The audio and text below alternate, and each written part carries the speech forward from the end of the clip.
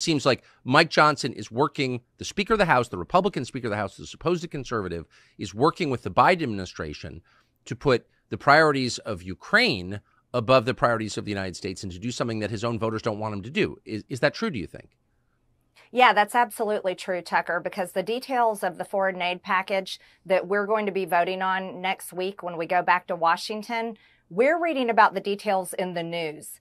Let me tell you something. Not one Republican member of our conference that I have spoken to has any idea what is in this foreign aid package that's going to give $60 billion to Ukraine. This is my video update on this Thursday morning, April the 4th. Let's talk about some news. And let's start things off with the article that everyone is talking about with regards to Project Ukraine, that is.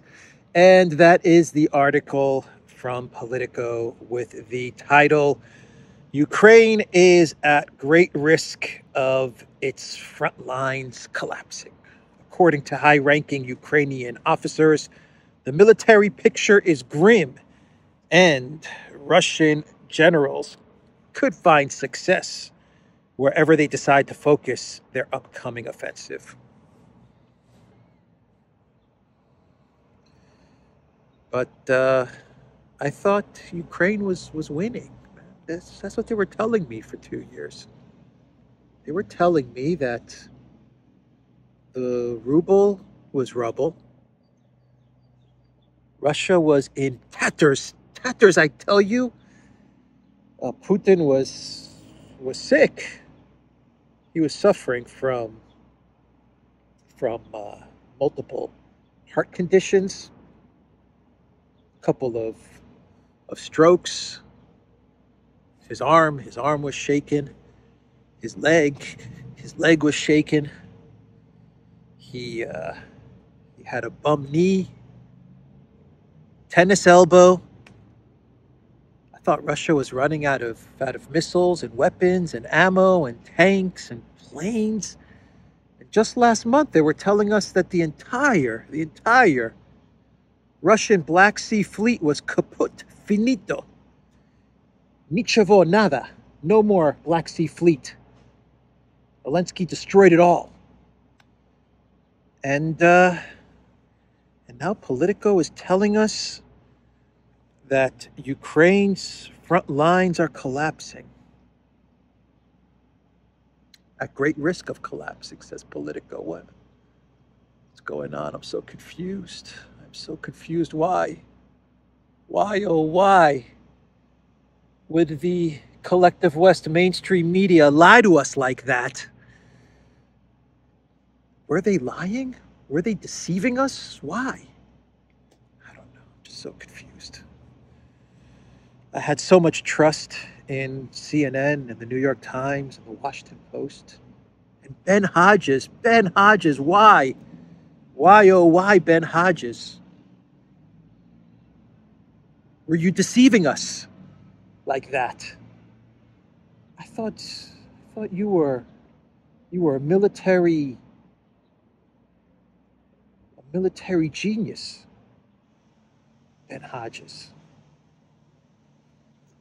I don't know, man. I don't know. I just feel like over the past 2 years, I've been getting played by the collective West leadership, the collective West mainstream media, the generals, Milley, Austin, Ben Wallace, Grant Shapps,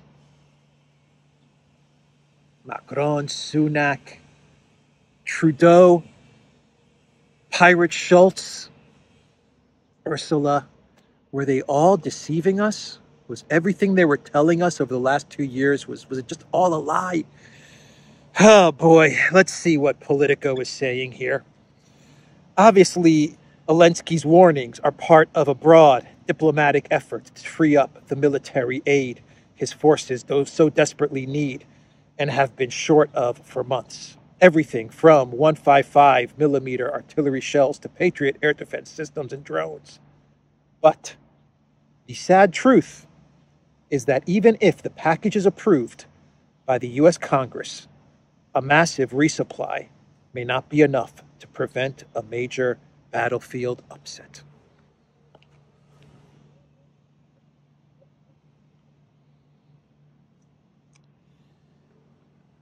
I just want to make sure I'm still recording. Every now and then I have to check to make sure I'm recording. Let me read that sentence once again.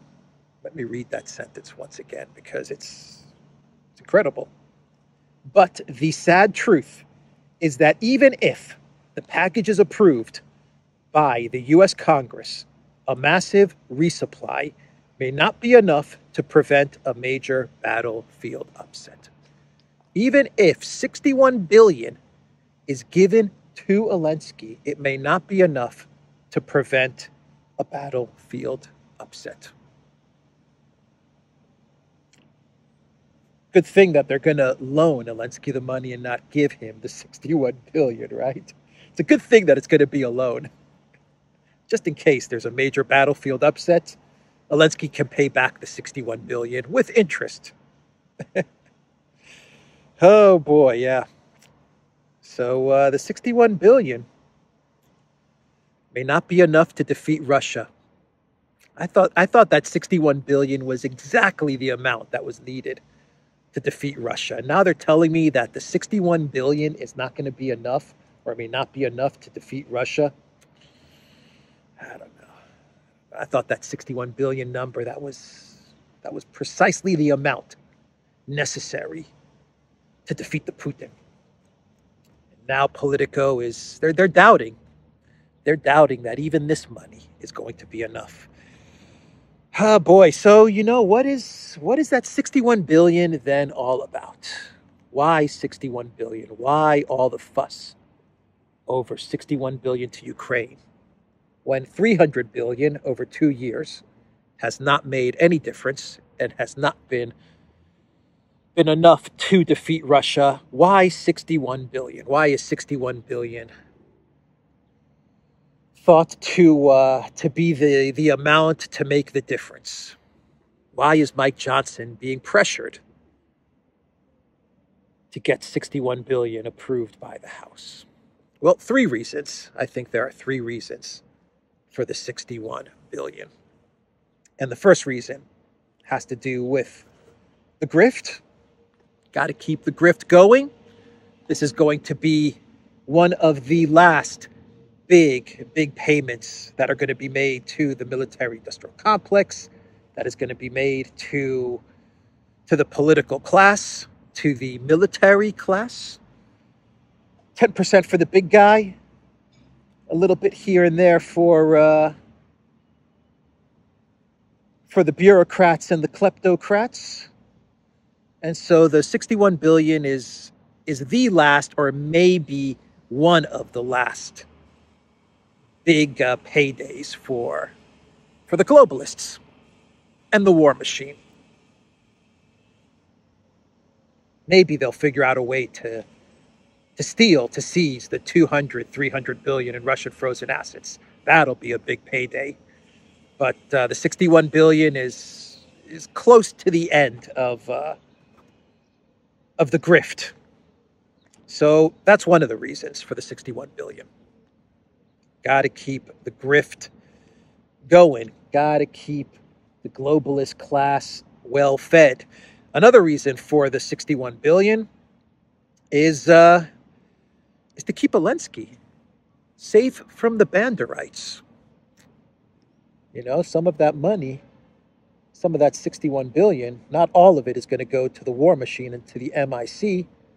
A little bit of it is going to be siphoned off by the Zelensky regime, and Zelensky's going to have to keep the Banderites at bay. He's going to have to make sure they're also well fed, so that they don't rise up against Zelensky, and he can live another day. He can stay in power another day until he can figure out a way out of this Project Ukraine mess that he has gotten himself into. So some of the $61 billion will definitely go to the powers that be in Ukraine, the West Ukraine Banderites, far right elements of Ukraine and other oligarchs and forces in Ukraine that Zelensky wants to hold off. And another reason for the 61 billion is for Jake Sullivan and for Anthony Blinken and the entire Biden White House campaign staff, which has a goal of trying to prevent Ukraine from collapsing at least until November 2024. So their thinking is if we can get 61 billion to Project Ukraine, to the military-industrial complex, to Zelensky, then maybe, just maybe, we can get Ukraine over the November 2024 hump. And if Trump wins, and if Ukraine collapses, we could blame it on Trump and the Republicans.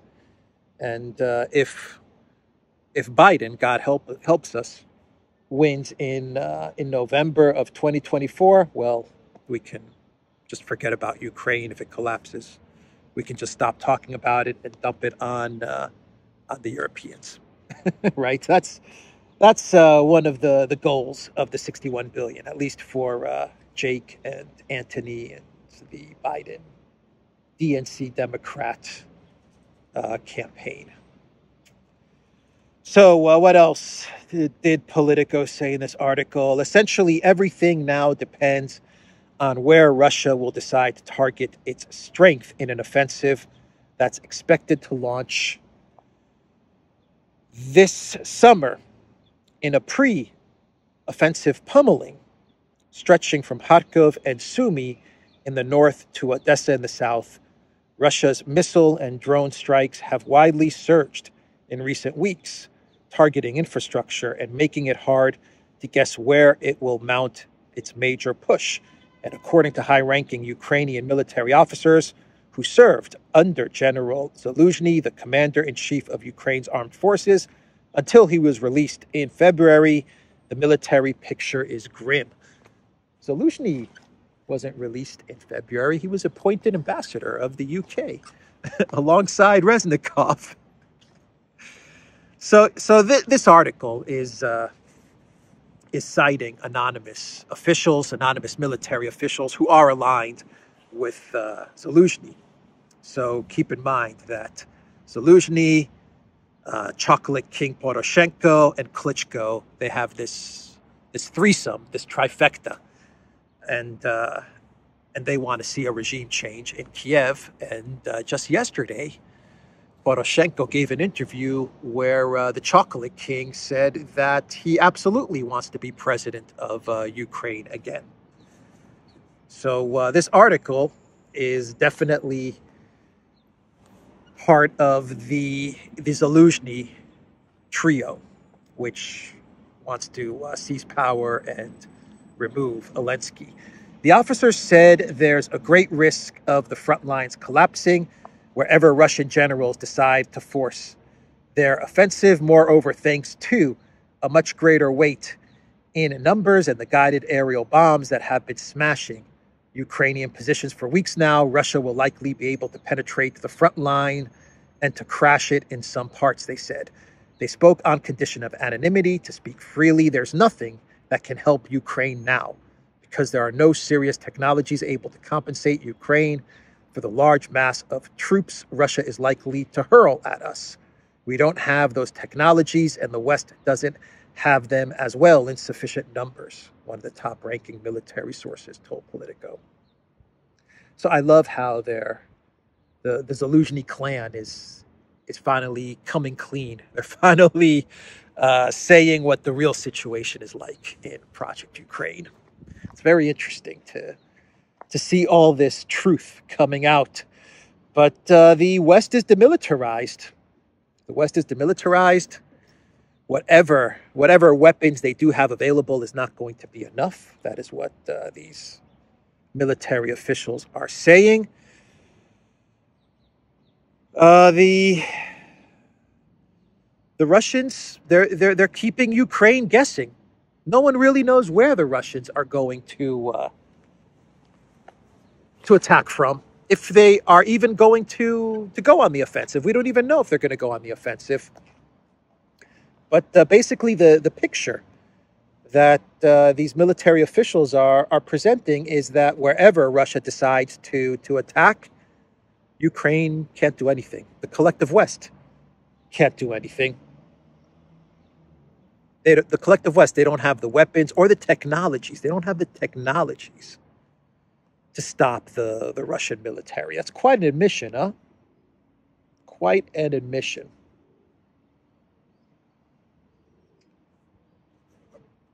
So the money's going to be given. 61 billion will be given. Eventually, they'll get some F-16s to Project Ukraine as well, and all of this has to happen. It's inevitable. The way I look at it is it's inevitable. The 61 billion, you could say that the 61 billion is a type of wonder weapon, right? It's a type of opium. So once the 61 billion is given to Ukraine and Ukraine still loses and collapses, that opium is blown apart. That lie is exposed.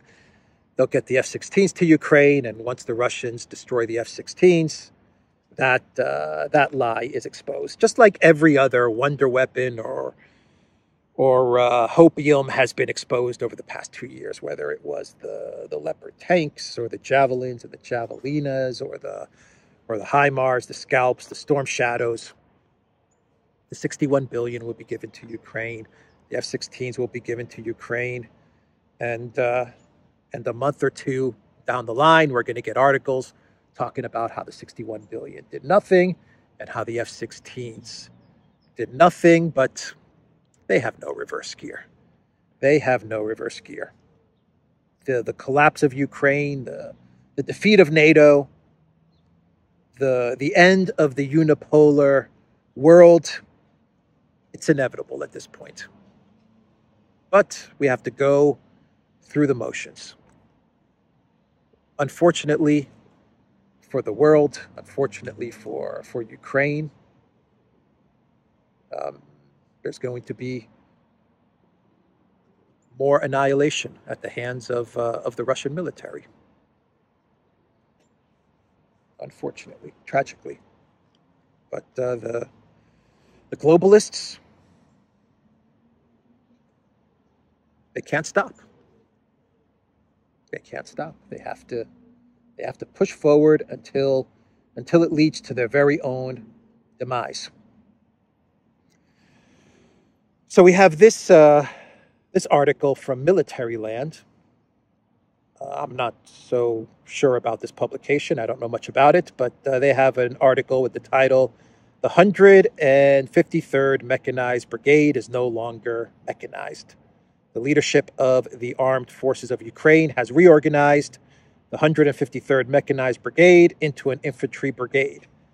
The change was announced through the official social media channels of the brigade."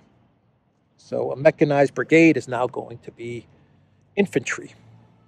A bunch of men who are going to be sent as human waves into the front lines in order to somehow try and buy a little more time for Zelensky and his team of actors and producers.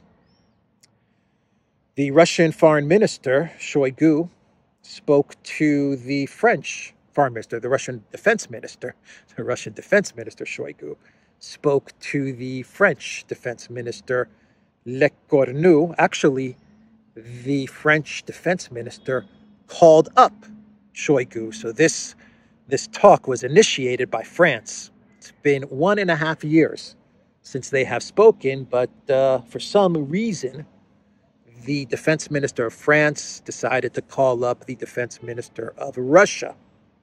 And it was a 1-hour call, a 1-hour conversation. And according to the readout provided by the Russian Defense Ministry, Shoigu warned that France will create problems for itself if it decides to send troops to Ukraine. Also, according to the readout from the Russian Defense Ministry, they brought up the subject of negotiations based on the format in Turkey, based on the negotiations in Turkey 2022. Now, the French readout denies that there was any talk of negotiations, which to me confirms the Russian readout that there was indeed talk of negotiations, probably initiated, no, not probably, definitely initiated by Lecornu, the defense minister of France. I have no doubt that the defense minister of France brought up some sort of a freeze or negotiations based on Turkey 2022. And the fact that the French readout is denying that there was any talk of negotiations confirms to me that the French absolutely brought up the topic of negotiations. Just the other day, Zelensky brought up the topic of 2022 borders and negotiations based on the talks in Turkey. So yeah, the French defense minister, in my opinion, called up Shoigu, and he wanted to get a feel as to where Russia stands with regards to perhaps maybe can we revisit those 2022 borders? Yeah, the French readout also says that France told Russia that Ukraine had nothing to do with the terrorist attacks in Moscow. Lecornu confirmed that France has no information that would establish a link between this attack and Ukraine. He called on Russia to stop any instrumentalization of this event, the communique stated. Which, once again, to me, signals that Ukraine might have had something to do with the terrorist attack. The fact that you have the French defense minister calling up Shoigu and telling Shoigu Ukraine had nothing to do with this, please stop. You know, we know. Macron definitely put up Lecornu to make this call to Shoigu. No doubt about it. Macron told Lecornu, call up Shoigu and just figure out where he stands on certain things, like high school stuff. This is Mean Girls, cinema, high school type of tricks, type of tactics, you know. Hey, Lecornu, I can't call up Putin. You understand? I can't call up Putin.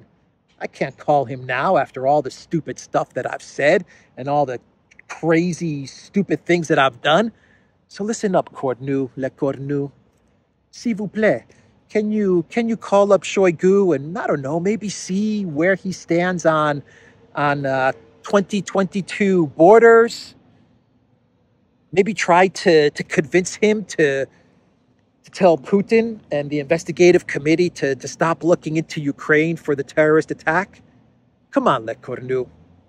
Please, just call up Shoigu and see if you could figure some stuff out. That's what this call was about.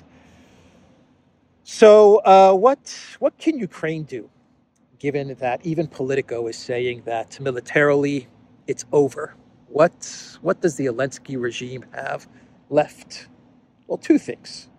It has misinformation, propaganda, lies, and the Zelensky regime and the collective West, the neocons, the globalists, they can hold on to the hope that maybe, just maybe, they can still get a regime change in Russia. So Zelensky, he was meeting with I believe the president of Finland, if I'm not mistaken, and they signed a security agreement, Finland and Ukraine. They're now together forever in a security agreement. And Zelensky, speaking at a press conference, yes, with the Finnish president, Alexander Stubb, on Wednesday, he told reporters that he could not say exactly how many troops Ukraine needs to conscript, but that Russia is preparing to mobilize an additional 300,000 troops by June 1st, according to multiple Ukrainian media outlets. By the way, Peskov was asked about this 300,000 mobilization, and Peskov said, this is not true. Russia doesn't need to draft, mobilize, conscript. Russia has 1,500 volunteers every single day wanting to fight for the Russian Federation. And after the terrorist attack, I have read reports which claim that right after the terrorist attack, Russia had 15 or 20,000 volunteers within a matter of days who want to become professional soldiers, professional trained soldiers. And we're not talking about mobilization or draft or conscription. These are volunteers who want to enter the professional armed forces of the Russian Federation. But Zelensky, he has to draft. If he doesn't draft, he's done. But the problem for Zelensky is that if he starts to draft, and he needs to draft not 25-year-olds, he needs to go all the way down to 18, 19. Problem is that if Zelensky signs this into law, or if the parliament signs this into law, or pushes Zelensky to sign this into law, then Zelensky's worried that he's going to have a Maidan 3. So that's the problem that Zelensky faces. So what does Zelensky do? He lies. He distracts. He says, no, it's not me that has to mobilize. It's Russia. Russia has to mobilize. What a pathetic green little man that Zelensky is.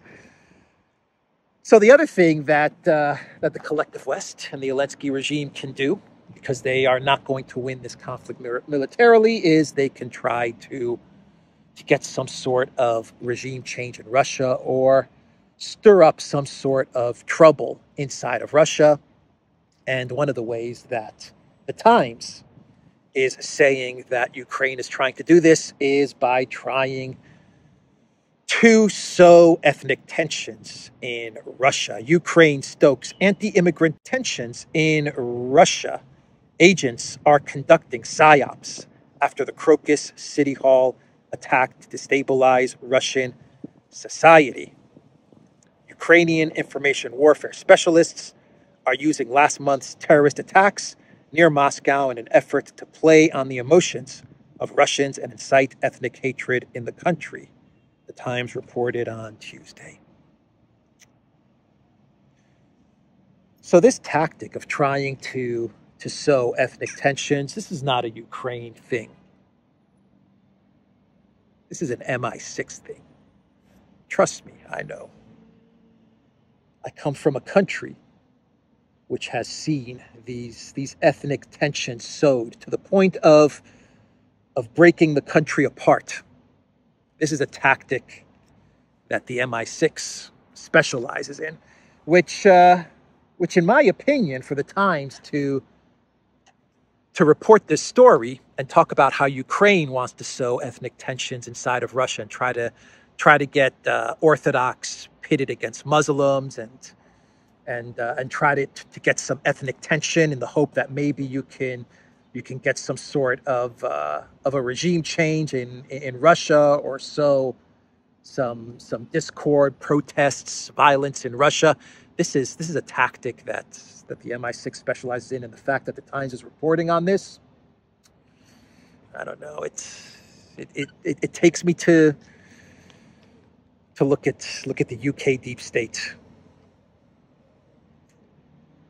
My mind goes to the UK deep state when they run stories like this. The UK deep state is trying to stir up tensions in Russia. It won't work. It will not work. The Putin administration, they're on this. They understand exactly what they're trying to do inside of Russia. So the other way that the collective West and Zelensky, and especially the intel services of Zelensky, try to cause trouble inside of Russia and to try and get some sort of regime change is to, of course, go after the Kerch Bridge. It always comes back to the Kerch Bridge and taking out the Kerch Bridge. From The Guardian, no choice. Ukraine eyes Kerch Bridge in Crimea for drone attack. A third attack on the Kerch Bridge between Russia and occupied Crimea inevitable, say Ukraine's military intelligence. And here is what The Guardian is reporting. The Ukrainian spy agency behind these drone strikes has its eyes on another target, the 12-mile-long Kerch Bridge, connecting occupied Crimea with Russia. Senior officials from Ukraine's HUR military intelligence service indicate it is plotting a third attempt on the bridge after 2 previous attempts to blow it up, claiming the destruction is inevitable. For Putin, the bridge is a tangible reminder of what he sees as one of his greatest political achievements, the peninsula's 2014 return of Russia using undercover Russian troops and a sham referendum. For Kiev, the bridge is equally a hate symbol of the Kremlin's illegal annexation. Its destruction would strengthen Ukraine's campaign to liberate Crimea and raise morale on and off the battlefield, where Kiev's forces are gradually being pushed back. Gradually being pushed back.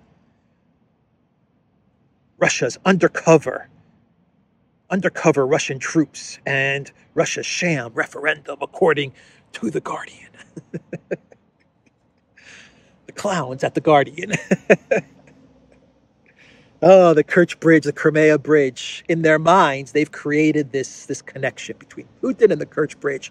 If you can destroy the Kerch Bridge, you can destroy Putin. Destroy the Kerch Bridge, destroy Putin. Destroy the Kerch Bridge, destroy Putin. They're connected. They are connected, the two of them. The Kerch Bridge and Putin. Oh, boy. So, I don't know, isn't there a superhero or isn't there a villain that's like connected to like an object or something like that? I'm trying to think. I can't think who or what it is, but I remember there was a movie where someone or a superhero or something, it's if you hit this object, if you destroy this object, you destroy the superhero. But I just don't know what. My mind is drawing a blank.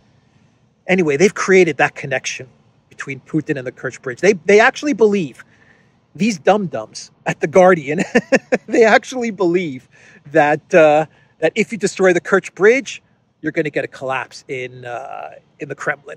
They actually believe that. Oh, boy. So Tucker Carlson, he interviewed Marjorie Taylor Greene yesterday, and he actually wanted to interview Zelensky. And he said that he's contacted Zelensky multiple times, but Tucker said that Zelensky is too afraid.